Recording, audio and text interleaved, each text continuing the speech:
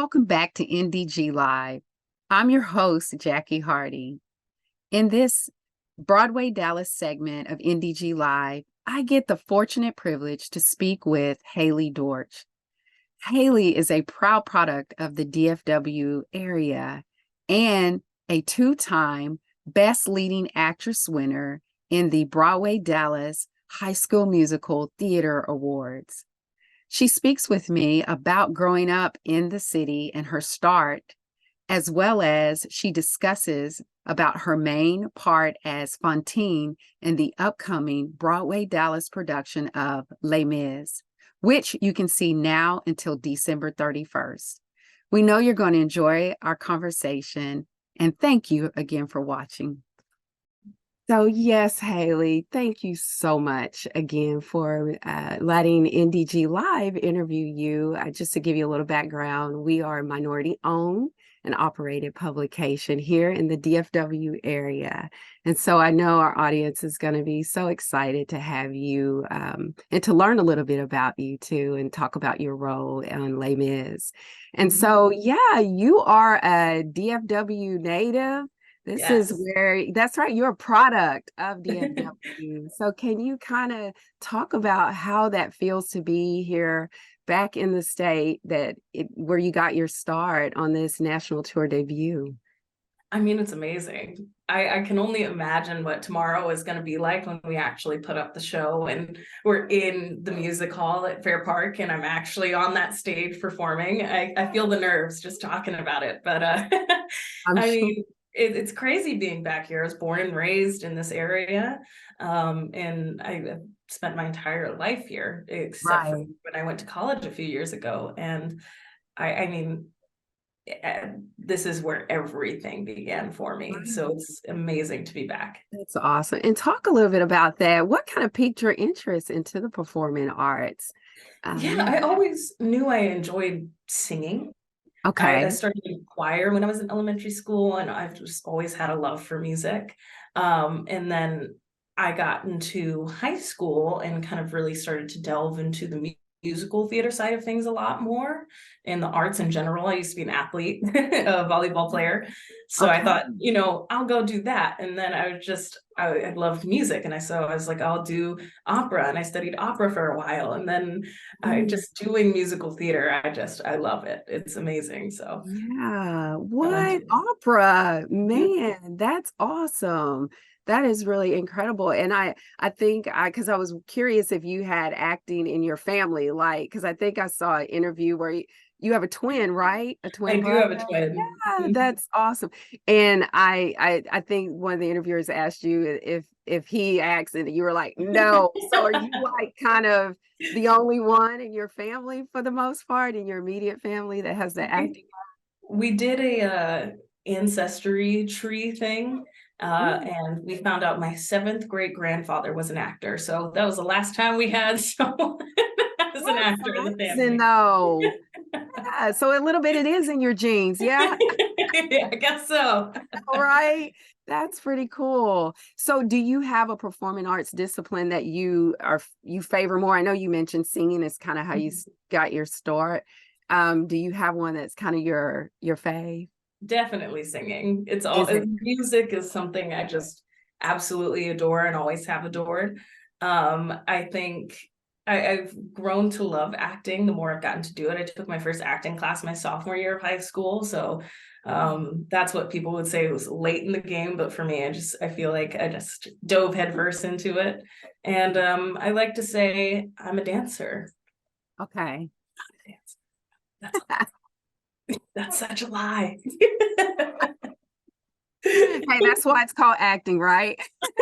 Exactly. That's right. No, that is great. And I say you are a triple threat. Listen, that's great. So you play Fantine in Les Mis. And listen, this role is a heavy, right, role.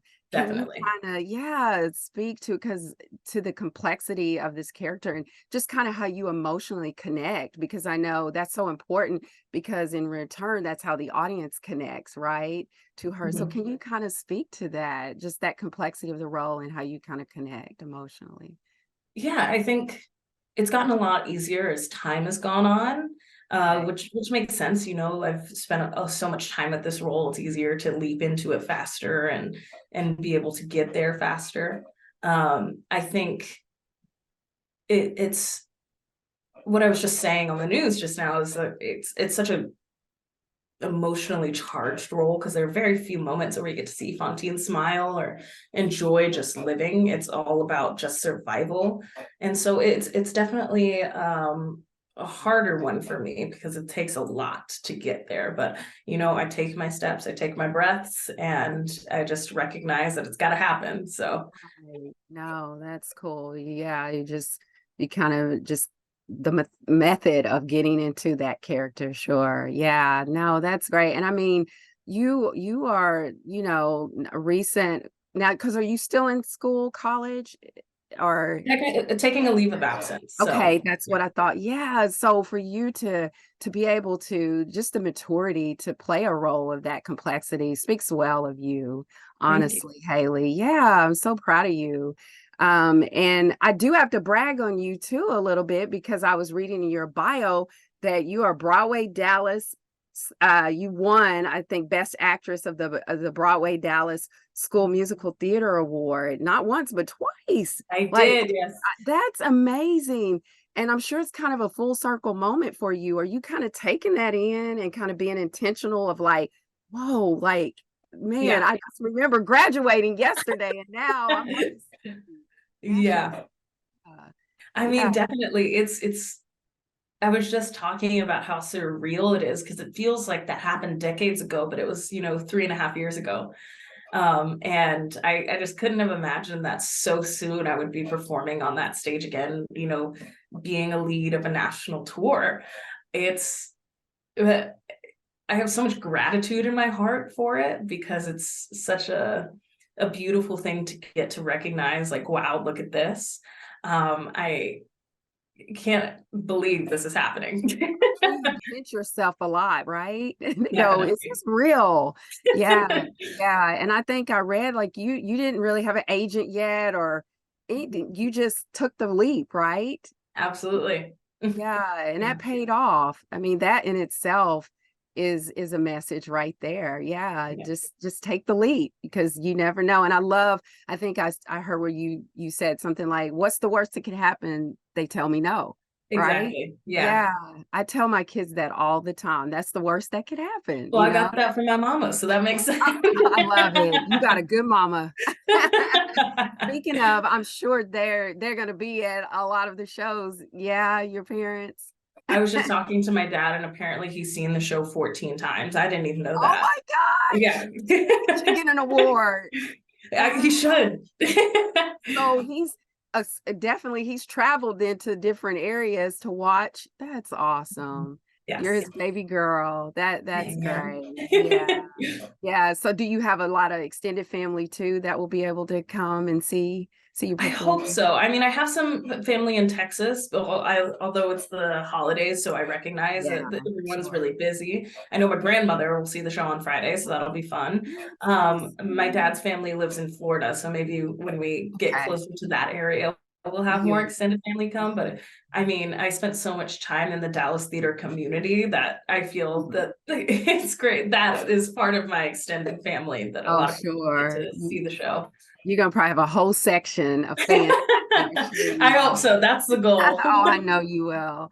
Yeah, and I did touch on, we are a minority owned and operated publication and proudly so.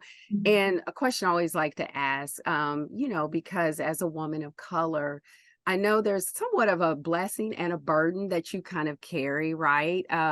Especially in this industry. And so I know the blessing kind of being is when another brown skinned girl, beautiful girl like yourself that looks like you, that sees you on the stage, they feel like, hey, there's this place, there's a spot for me.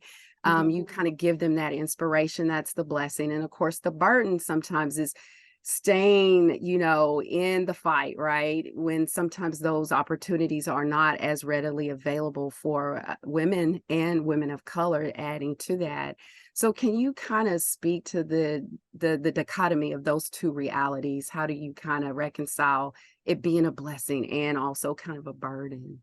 Yeah. Yeah, I mean, it's such a huge responsibility that I'm really grateful to be a part of, but it is like it's a huge responsibility. I know it means so much to me as an artist doing what I do, because when I used to go see these national tours and, unless it was the color purple or Right. Dreamgirls, we're not seeing much of that representation, at least when I was a kid going to see these shows. And so I know that or at least I can hope that, like you said, there's someone out there in the audience seeing me and they're like, that I can do that. We're making space, we're making room for artists that look like me.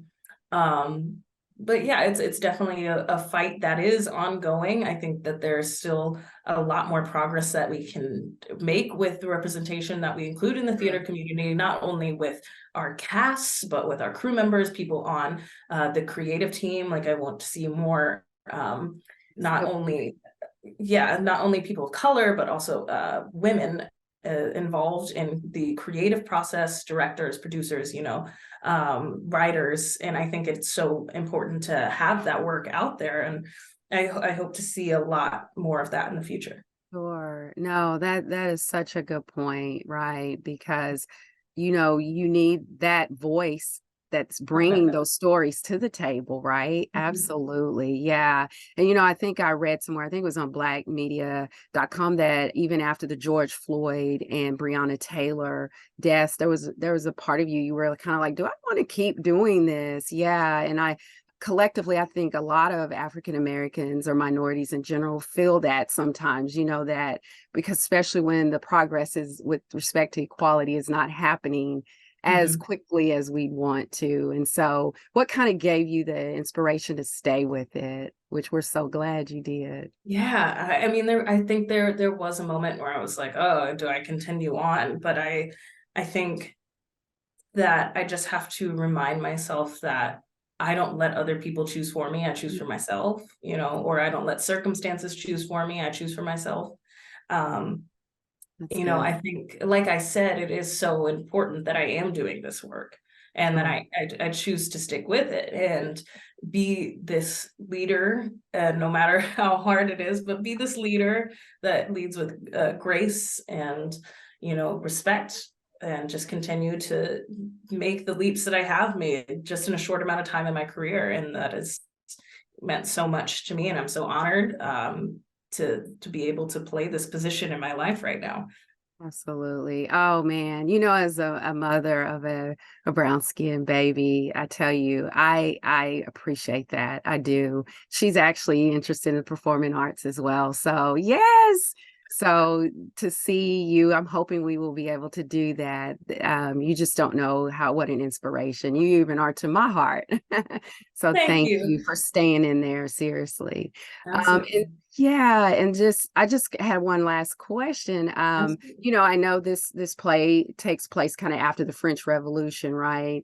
And Mhm. so my question to you is, what do you think is kind of the contemporary and timeless message that continues to resonate with audience goers? Because I think I read somewhere where the Les Mis, excuse me, has been performing since like the mid 80s, and it continues to just be this very, well received Broadway production. So, can you kind of speak to that? What do you think is the timeless message that continues to resonate? Yeah, Yeah. I mean, it's almost 40 years old at this point. Yeah, It's been right. around for so long. And I think regardless of how amazing the music is or how amazing the actors are, the core message, what the story has at its heart, is the survival of the human spirit and how we keep persisting through adversity. I think that, at the epilogue, when we find the end of the show, we finally break the fourth wall and we talk to the audience. And the words are, will you join in our crusade? Who will be strong and stand with me? Somewhere beyond the barricade, is there a world you long to see? Mhm. And that personally is my favorite part, because I think there's so much power in it of like, You saw us fight for what we believed in. Now we invite you, we break the fourth wall and we ask you, beyond this show, this barricade, what world do you want to see? And will you join us in fighting for it? And I think that can apply to so many things in our contemporary world today, that it just has such a timeless message, and people love it. Absolutely. Oh, wow. That's a great point and a great end to this conversation. Thank you so much, Haley, for Absolutely. taking the time. I wish you all the best, and I know you're going to continue to soar. This is just the beginning. Thank you. Yes, it was such a pleasure, and you have a blessed day. You as well. Thank Thank you. I really you. appreciate it. Same here. You take care. You as Bye-bye. well. Bye. Bye-bye. Our conversation with DFW native and Geyer High School graduate Haley Dortch was such a treat, and we hope it was for you as well.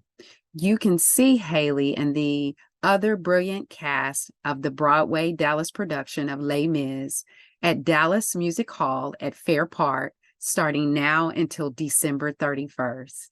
Just head over to BroadwayDallas.org, shows and events page to purchase tickets. Thanks again for watching, and we'll see you next time. Bye.